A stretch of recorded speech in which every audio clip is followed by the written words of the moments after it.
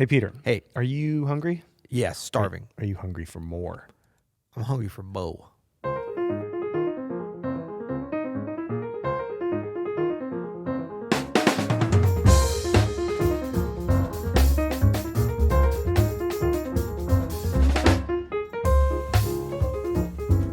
I'm Adam Maness. I'm Peter You're Martin. listening to the You'll Hear It podcast.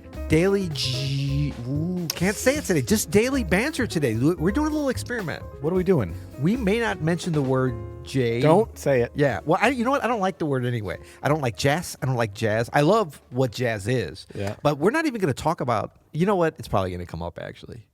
We were going to try to do an episode where we didn't talk about music at all. We have done And 500 episodes about music. Yeah. And we were going to do one not about music. Like this could either be our greatest thing ever or it could be the end of the podcast. Send your emails to Ryan at open. At Webster.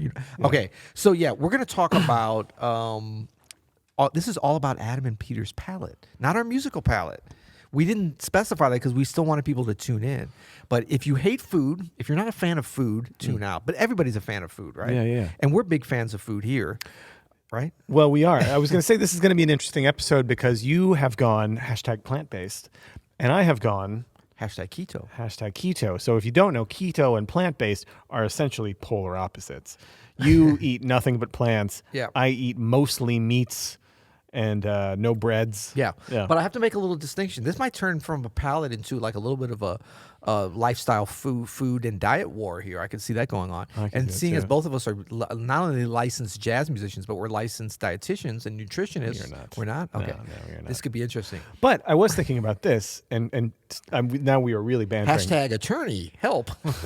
We both traveled extensively, and we both love restaurants, and I don't know about you, but I pride myself on my ability to be anywhere. Yeah. I've been in the middle of Iowa, and I found a heavenly delicious sandwich out of nowhere. Yeah. You know what I mean? With Big shout out to Yelp. Yeah, with nothing but Yelp and the interwebs.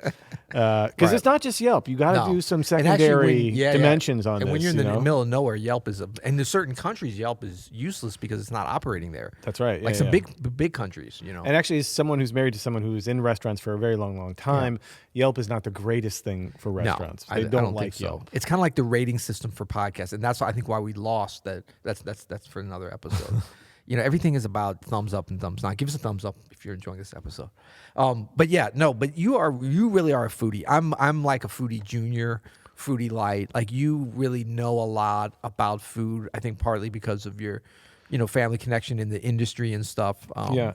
Can I tell you a story about my first date with Heather? Please, because I got nothing planned for today. This is a banter episode, right? We're just kind of chilling. Yeah. So first date with Heather, we go to a restaurant that's no longer here called Atlas. Do you remember Atlas? I remember Atlas. Delicious. Yeah, I did some dates there. It was with my wife. An incredible place, not too far from where you live, actually. Skinker to Bolivar neighborhood. Skinker to Bolivar neighborhood. On Pershing. Yeah, and it was like it was kind of a mix of sort of French and American food, just like cuisine, right? Is it what they call like continental back in a bygone era? A bit, yeah. Like you could get like, you can get exactly what Heather got, which is I think I got a lobster bisque, right? I was not. This is like I was food newbie at this point. I had been to some restaurants. I'd lived in New York where there's great restaurants, but I wasn't into it. Right. And I'd go on a date with this pretty girl who works in restaurants. Yeah. She orders chicken liver terrine. And you're like, I know chicken, but what's a liver and what's a terrine? I never had chicken liver ever, especially not in a paste form. Right. Right. And she was like, "Do you want some?" And I was like, "Yeah." Trying to like hang, right? As you do. And I found out later, like years later, she was like, "By the way," because we were, I think it was on one of our anniversaries, we were reminiscing about our first date. She was like, "By the way, that moment when I asked you if you wanted that chicken liver terrine, if you would have said no or been grossed out, there wouldn't have been a date number 2." Right. Because that's how food is for her. Like That's at the very least, she's like, it doesn't matter if you've never had it before. Because I told her on that first date, I was like, "Oh, I've never had that before." Yeah. And she's like, "Do you want to try it?" And I was like, "Yeah." And she's like, "If you wouldn't have been adventurous enough, right? That would have been it. Cut off. That would have been it." She would have left. Yeah. She would have left. But look, don't get too comfortable. How many years have you guys been married now? 14 years. Okay, so there's questions that still you're passing, but the same question comes up. Make sure because Man, you answer I wrong. could be out. I could be out. That yeah. wasn't just pre-marriage. There's continual questions to keep the marriage going. Keep that pressure on. Yeah, Atlas was great. Actually, we had some when we moved back. So that would have been we might have been dining in the same place before we knew, because when we first came, like 2005, 2006, around 7. Yeah. we were that was like our go-to place for like a anniversary dinner. We had a retirement dinner some folks put on for my dad there. It was a fantastic place. It was great. Yeah. Nice folks from San Francisco. That's right. Yeah. And I think they actually moved back to San Francisco. Yeah. Ugh, why would you do that? I don't know. But so funny then, as we're dating later on, I've, you know me now. I can't keep me away from a chicken liver terrine. It's like my go-to. Give me a baguette when I'm not hashtag keto. We pull up to the McDonald's drive-thru one time, and you embarrassed me by trying to order a chicken liver terrine at the No, you might go to Niche, get that chicken liver terrine. That's a good one. Just any, brasserie, Yeah, I'm saying. Or Paris, France. They They have it too. Do they? I don't know. I've never had a chicken liver terrine. I'm embarrassed to say. Oh. Is that like now you're asking me the question, are we going to stop doing this podcast because I haven't? No, not at all. Okay. See, now you can't try it because you're hashtag I can. plant-based. You got to understand something. Let me explain something about hashtag plant-based. Okay, please do. And this is why I was saying it really is different than keto. We're not going to go in. It's not even about whether or not it's better, because I think, correct me if I'm wrong, but keto is a diet, actually. It's not like plant-based eating is really a lifestyle. And I don't want to sorry. That sounds really a little bit pompous, to be honest. Mine is more of a lifestyle. Yours is a silly little diet. Yours is more of a thing you'd read about No, but what I shouldn't even say lifestyle. Plant-based, it's more of a help. No, it's true. So it is actually a ketogenic diet, right? So that's what...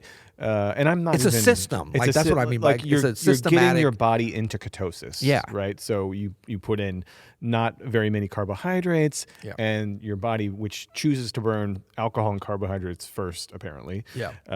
If it burns through those quickly, then it starts burning through fat, quicker into the process. So, yes, I will say that. And but for months now, I haven't really been technically keto. I've just been like not eating a lot of sugar and bread. You know what I mean? Right. But the thing with, maybe there's similarity in that, like, plant-based means, like, if I wake up tomorrow and want a steak, I'm going to eat a steak. It's all good. Right. Plant-based is different than vegan. See, a lot of people don't know this. I'm not vegan. Right. Because vegans, like, don't eat, probably 95% of the time I eat a vegan diet. But you seriously, like 95%? Maybe even more at this point, actually. I'd have to think about it. But I'm not, like, strict. I believe in a lot of the things that typically, like veganism gets into beyond diet. There's political beliefs that go along with that, and lifestyle beliefs and environmental things. There's a lot of stuff.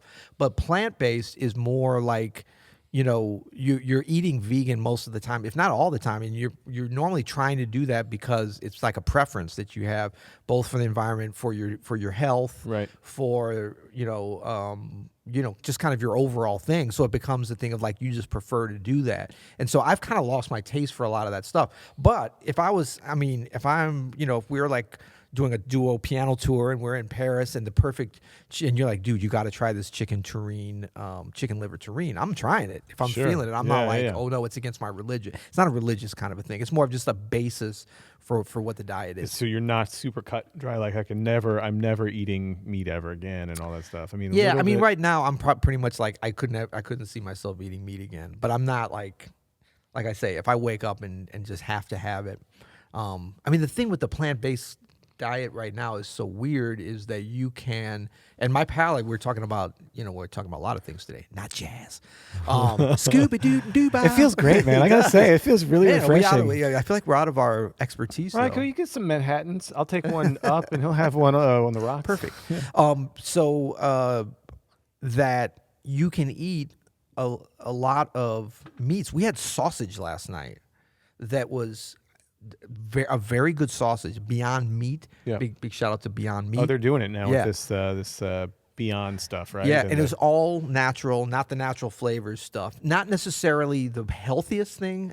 Not unhealthy, but all from plant sourced and not processed at all. Nothing is processed in there.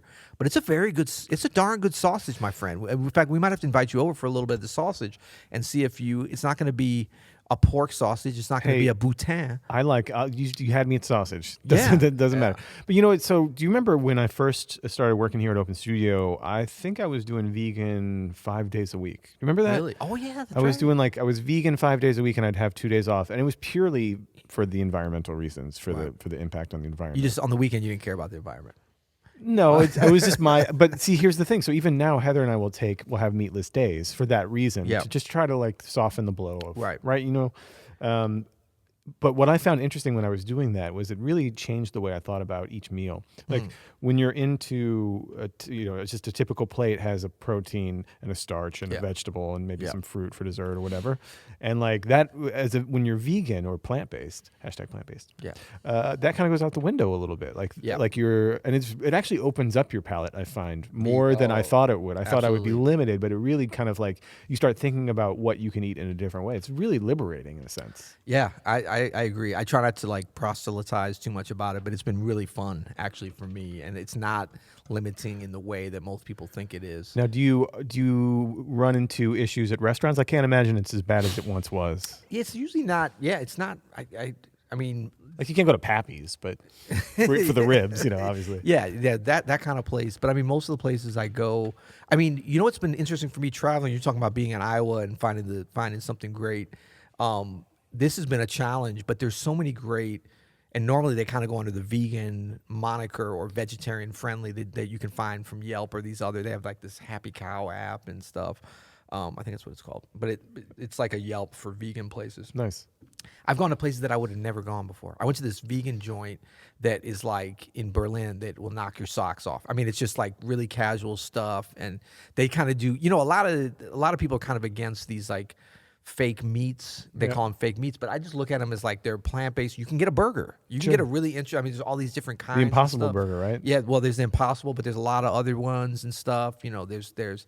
So yeah, you could look at it as fake, but you could also look at it as like it kind of satisfies that it's just good food, and it's been interesting to explore that. But mainly like the whole grains, the vegetables, the nuts, the seeds, all the stuff that's sort of the bounty of the earth. Yeah. You start to get in touch with. Okay, this sounds really pretentious. Sorry. No, man, I'm into it. I'm sold. #plant-based keto. Can I do that, Ryan? That's is that called possible? Ketotarian. Ryan's like, no. #ketotarian. Ketotarian. We were talking about that. I read my that. Gosh. That sounds like a lot of work. That sounds like I wouldn't be able to find a restaurant, actually. But the thing is, like you're talking about, we're so conditioned, especially in the U.S. Like you're meat and 3. Yeah. It's like this is the diet, and do that three times a day. Let's look around America. How's that doing for us? That good old American diet. I was on a couple of packed Southwest flights over the weekend with some of my fellow Americans traveling from the Midwest, and there wasn't a lot of elbow room. There was some fat rolls coming over into my seat. No, but I mean, the idea is too. You realize that all plants that we eat have protein in them. Some level of protein. Course, yeah. All protein that animals have that we eat, they get there from plants. Naturally. So it's always there. So this kind of a myth about we don't get enough protein and stuff. It's very rare that you have. Actually, they were already saying there's way more documented cases of protein deficiencies in carnivores or whatever people that eat meat than there is in vegetarians and vegans. Interesting. So that really hasn't been a problem, and it's kind of opened up a whole new thing. Yeah. Actually, the keto thing is not easy in restaurants. That's, as you've seen when we go out to eat or whatever. It's like it's hard, like to find just a dish on its own that doesn't have any kind of carbohydrates. You have to ask them to kind of alter it. Usually, I'll do a salad, and then I'll say like if you could leave out the croutons or whatever, or something. I'm also not super strict about it either. Right. Like I try to do my best, and so if I'm out and everybody wants to go to just a dingy pizza place, I'm gonna go and I'm gonna have sliced pizza because I'm not.